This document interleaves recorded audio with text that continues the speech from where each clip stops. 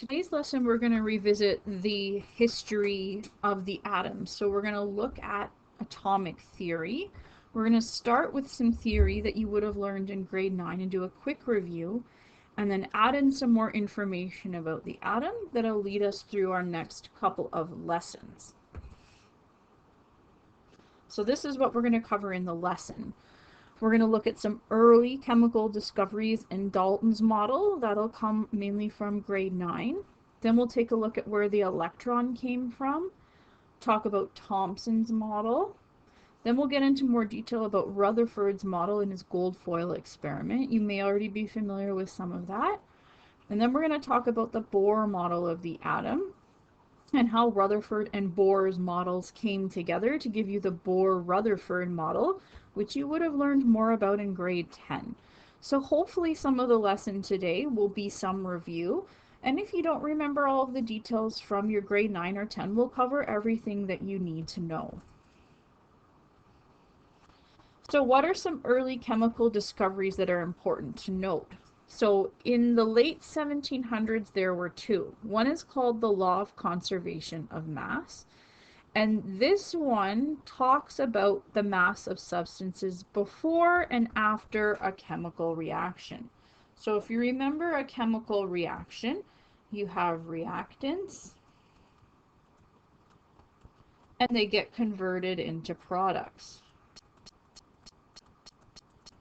So this law says if you take the mass of all of your reactants and add it up, that total mass has to be equal to all of your product mass combined. So if you had 50 grams of all your reactants when you start, your product's mass also has to equal to 50. So the mass before and the mass after a chemical reaction is important. Why is this important noting? Well, this is where balancing chemical equations come in. Why do we balance? Why do we care about the number of atoms? Well, the number of atoms have masses, so they have to be the same on both sides. We'll come back to balancing in our next unit in the course, but this is an important discovery, definitely in talking about the atom. Another law that came out a short while after is called the law of constant composition. All of this law basically says is when you look at the sample of a compound, so a compound could be something like water, they have to have the same proportions by mass of the elements that it's made up of. So if you look at the mass of water, the same percentage of hydrogen is in every sample of water, or the same percentage of oxygen is in every sample of water, because we know water is always H2O. So the mass of all of the hydrogens will always give us the same percentage, and the mass of all of the oxygens will always give us the same percentage. Doesn't matter how much water you have, that proportion will always be the same because we know the formulas are always fixed like that. Shortly after that, Dalton came up with maybe one of the first real atomic theories. So if you remember his theory, it was the most simplest. He didn't know about protons, neutrons, or electrons at this point. Basically, his model is just a big solid sphere. Sometimes people call it the billiard ball model, like if you're playing pool, because you have a ball there. But a solid sphere is just fine to think about this model. So imagine it's all filled in solid sphere. And to describe this solid sphere model, he has a couple of different points with it. So he said each chemical element is composed of minute, indivisible, and indestructible particles that he called atoms. So if I had a sample of iron, for example, iron is one element and it's made up of small little particles he called atoms. Next point, all atoms of an element are alike in mass, but the atoms of one element are different from those of all others. So what that means is if I have a sample of iron, for example, all of the atoms in iron are going to be similar in mass, But if I compared them to atoms of another element, for example, oxygen, they're not going to be the same mass as iron. Oxygen's atoms will have their own mass. Third point, in each of their compounds, elements combine in a simple numerical ratio. So if I want to make a compound, that ratio is fixed. So again, if we think about water, because everyone knows that formula, H2O, there's 2 hydrogens for every 1 oxygen, and that's what makes up water. If you change the number of atoms, you're going to get a different compound. A little while later, the discovery of the electron occurred, and there were 2 people that were responsible for it. How did it come about? Well, in the late 1800s, something called the cathode ray tube was being constructed. Now, you may or may not be familiar with a cathode ray tube, but if anyone remembers, you might even still have one of these at home. Any of the older style televisions or monitors that aren't flat screen, the big square ones, they're really heavy, they have a big box on the back. Those have a cathode ray tube to help with the display. So that type of technology was first being studied in the late 1800s. And these cathode ray tubes were being investigated by someone named Sir William Crookes. And he was studying different types of cathode ray tubes and did a cathode ray tube experiment. His cathode ray tube experiment setup looked something like this. So imagine you've got a glass tube and there's an anode and a cathode for electricity, negative and positive. And when electricity is applied, the electricity travels from the cathode to the anode. Now, this type of electricity are transferred through the tube. We can't see the particles with our naked eye. So what he did, and which isn't shown in this picture, on either side of his experiment, maybe here and here, he had a screen that could detect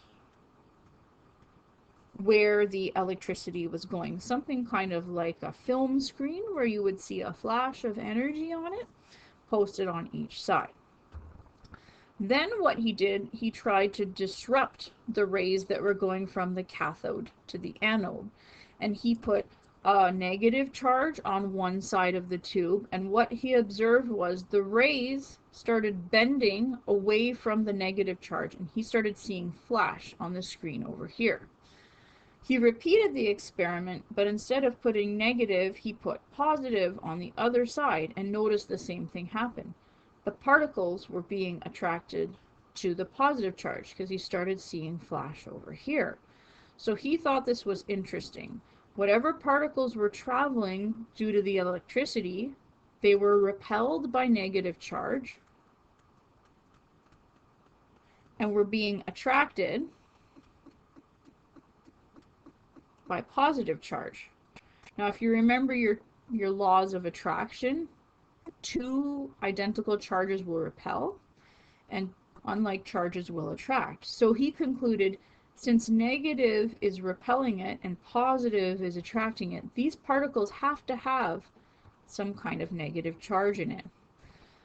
What he didn't know at the time was these were actually electrons. We know electrons flow through electricity. He just figured out their charge and knew they had to be negative. Now, he found that this was very interesting, and it also got some attention of another scientist. The other scientist who started getting interested in this was J.J. Thomson.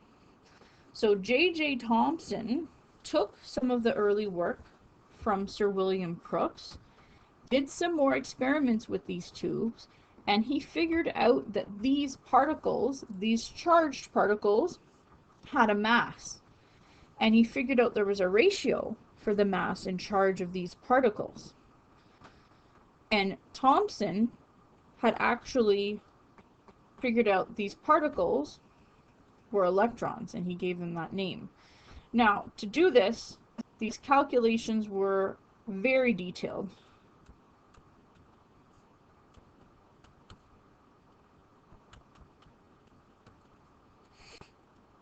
This was very detailed work. Lots of math, lots of physics in there as well.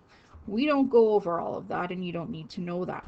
But what you do need to remember is Thomson figured out that these particles have a mass with their charge, and he called them electrons. And after that, what he did, he took the knowledge from Dalton, and remember, Dalton was still that solid sphere, that billiard ball model, and now he said, okay, I know atoms have to have these negative charges in them, so I'm going to revise the model of the atom. So what did he do? The red here is that solid sphere model from Dalton, but what he did was he said, well, these electrons have to be scattered all throughout the atom. His model often is called the raisin bun model or the plum pudding. Whoops, that's not how we spell plum, is it?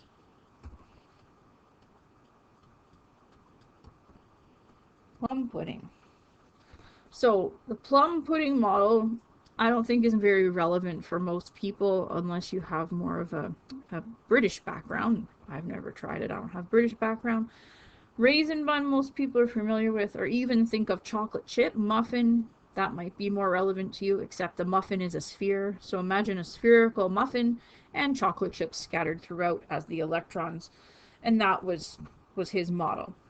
One other little twist on it, he said that the solid sphere, that red part, has to have a positive charge so it can hold those negative charges in place. And they're all scattered out evenly throughout. After Thomson came up with his model, Thomson had a research student that was in his lab that was doing more work on the model of the atom, and his name was Ernest Rutherford. And Ernest Rutherford did an experiment with gold foil and radiation to try and see if Thomson's model of the atom was correct. So let's take a look at the setup of Rutherford's gold foil experiment, and then we'll talk about what he predicted and what he saw. There's also a few good clips posted up in the lesson folder for this experiment, which you may want to watch right now before we actually proceed. So you could pause the video and check out some clips online and then come back and see this, but that's up to you. But I would still recommend watching them either way. So what did he do? He took a very thin piece of gold foil, super thin, several atoms.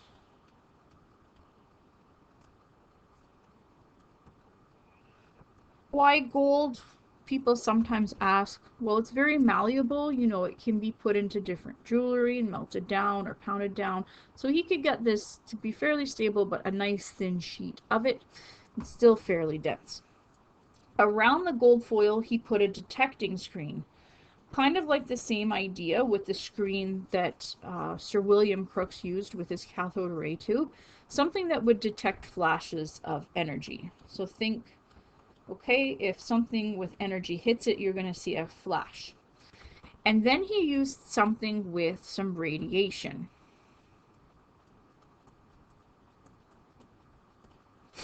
Remember from our last lesson with isotopes, we mentioned there's 3 types of radiation: alpha, beta, and gamma. He used something with an alpha particle. Alpha particles have a small positive charge on them. So what he did, he took this radioactive source, put it inside a box, and this little opening here is just so you can imagine what's inside. He cut a tiny little hole or slit in the box, and any radiation that was coming off that substance would be able to come out, but in a nice little beam, tiny little hole. It would just come out in a beam, and he beamed it right at the gold foil. So this would come out, and remember, alpha particles have a positive charge. They're coming out, and they're going to hit that gold foil. And then he had some predictions about what would happen and what he actually observed. So there's a lot of arrows on here, so hang on to that thought for a minute and we'll come back. So in this picture shows 2 models. This first model here, prediction, was using Thomson's model of the atom. Remember, Thomson's model said everything in that solid sphere is positive and the electrons are negative. If this was the true model of the atom, Rutherford predicted all of the high energy particles would go straight through. So straight through in a line like this, because everything is supposed to be evenly distributed all the way around. But Rutherford, once he did the experiment, found the results were not what he expected. Most of the particles, he said, went through unaffected.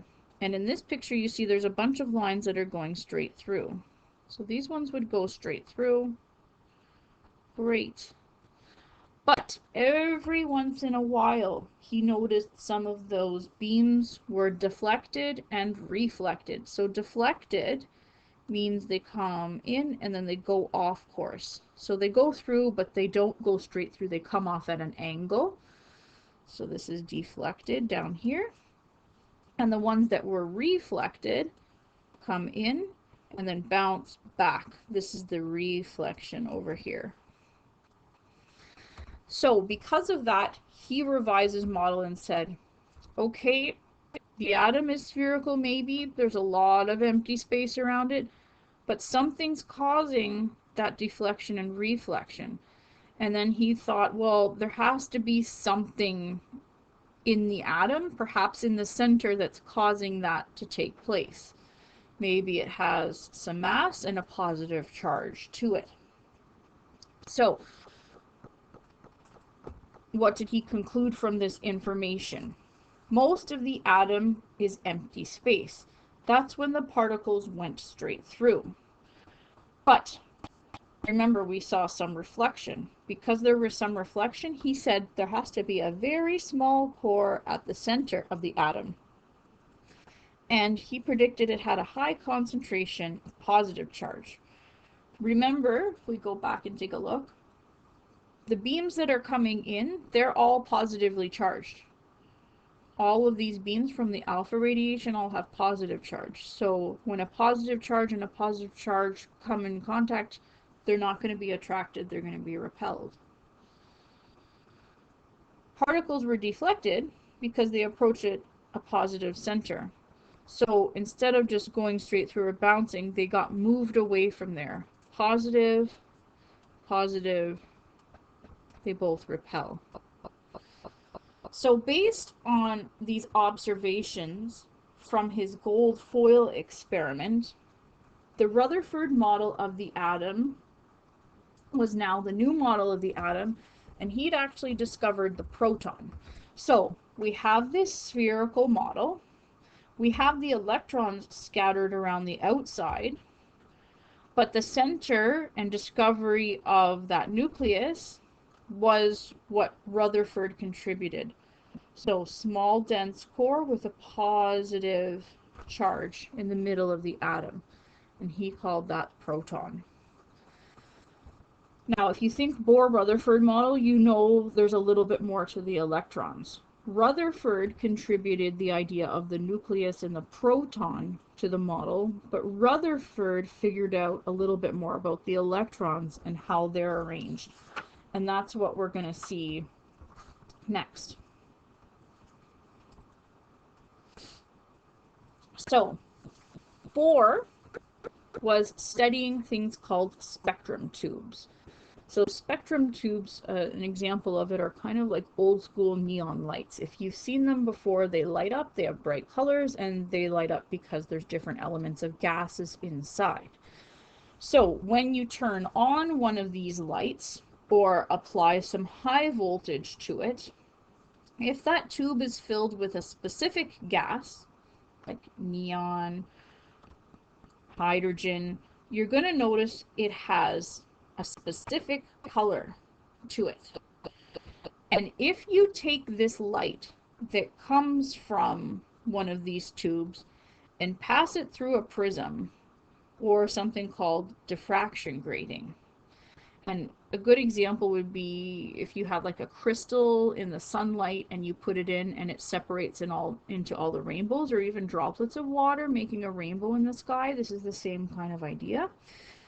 The same thing happens here, but because we're only dealing with specific gases, you don't see the whole rainbow color.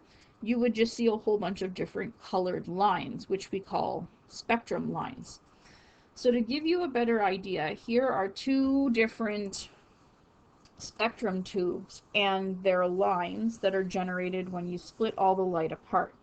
So this one up here is for hydrogen, and this one is for neon. So hydrogen, it's inside a tube with electricity, high voltage. It glows kind of a bright magenta pink color. If we take this light and put a prism or crystal and separate it, you would see four lines of colors, kind of a blue, a green, a yellow, and a red. The numbers down here are the wavelengths. If you remember wavelength from optics, and they're measured in nanometers. So it just shows you the wavelength in nanometers. You don't have to remember the number or anything like that, but that's just a quick overview of what these mean. If you take a different element and do the same thing like neon, you're going to notice there's a different color and its spectrum are going to be different. So neon has a bright orange color, and when you do the same thing, apply a prism or diffraction grating, it splits all of the light apart, but this time you can see there are many more lines for neon. If you look up other spectra, and you can do this online, if you did a Google search, line spectra of the elements, you'll see there's lots of different ones. Every element is unique. Think of it kind of like a fingerprint for an atom.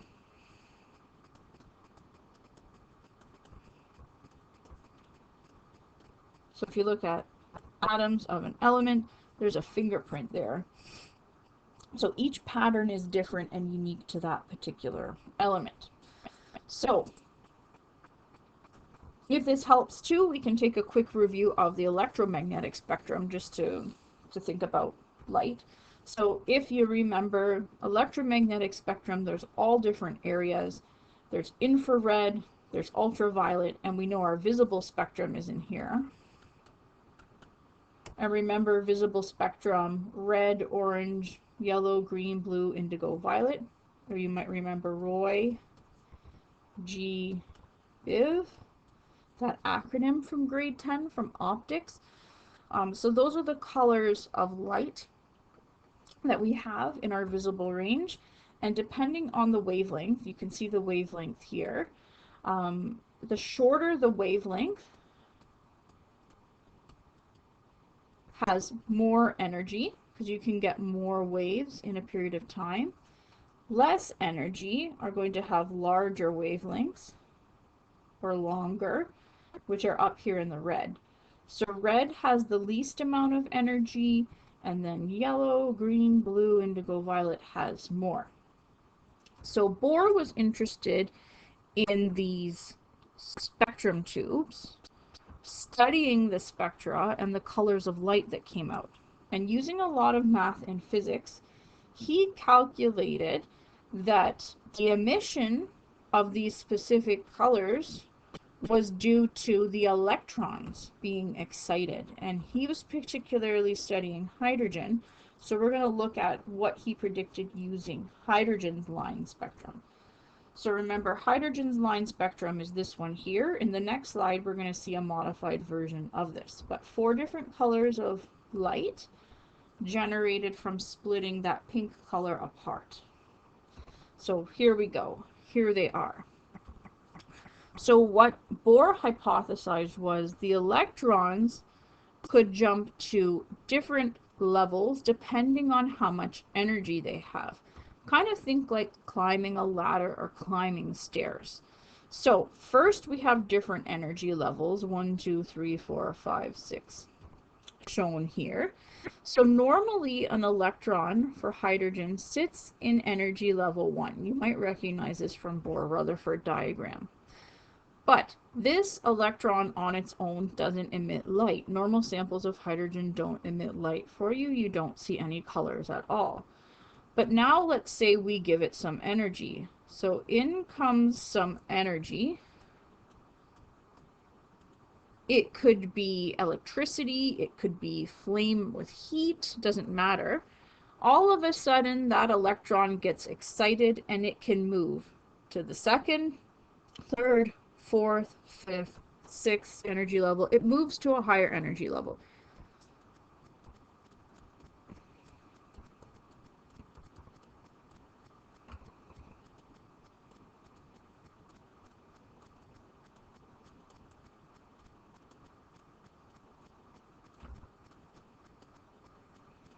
Okay.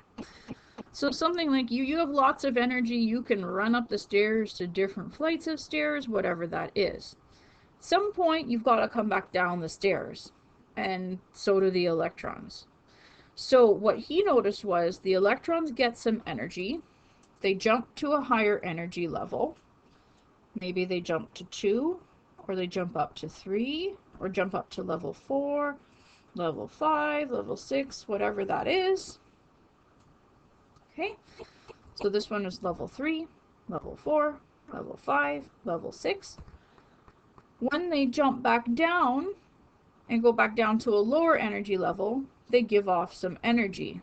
And when the energy is released, you see different colors of light. And he was able to match the energy to the wavelengths that were already known about those.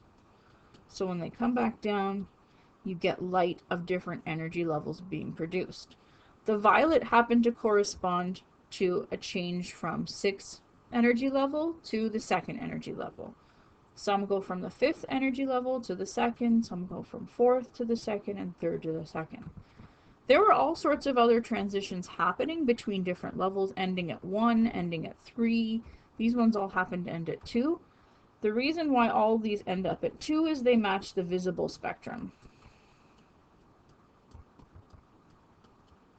which we can see with our eyes, these colors up here. If they transition to the 1st energy level or 3rd, that would be happening, just we couldn't see that with our eyes, so that's why we don't note them on here. So based on these observations, Bohr modified the model of the atom, and that's where you get the Bohr-Rutherford model of the atom. So he tried to explain them. So he said electrons circle or orbit the nucleus, which is around the protons and neutrons at specific distances or energy levels or shells. When the electrons are in orbit, they do not emit energy. So normally if you looked at a sample of hydrogen, it's a clear gas. You won't see any kind of glow happening to it. But when the electron starts moving, then we see changes. So if an electron goes from a higher energy level, which is farther away from the nucleus, to one that's lower, it's going to emit some energy. It gives off some energy, and we call it a specific type of energy called a photon, a package of energy. And this photon carries with it a certain amount of energy, which is equal to distance in the energy levels, which we equate to different wavelengths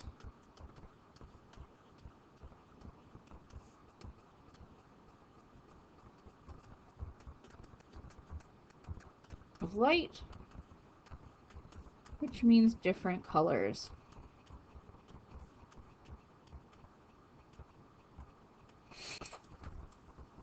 And so you've got different colors that are being produced. And then based on his experiments, he started updating this model of the atom, which he called the solar system model of the atom. So he said each energy level can hold a maximum number of electrons. In the 1st energy level, you can put 2. In the 2nd, you can put 8. In the 3rd, you can put 8. And he said all the rest go in the 4th. And he also said you have to fill this lowest energy level first and then go from there. So if you remember from grade 10, you've got your nucleus, then you've got energy level 1. 2 can go in there. You would use your dots. Then you would have your next energy level. You can put 8 in, or however many you need, up to 8. And then you would continue on and so on with Bohr-Rutherford model. There is more to the model of the atom. This is what you would have learned up until grade 10. in some general concepts. But over the next couple of days, we'll look at a more modern view on the atom and see how all of these people helped contribute to the model of the atom and see what the most accepted model of the atom is today.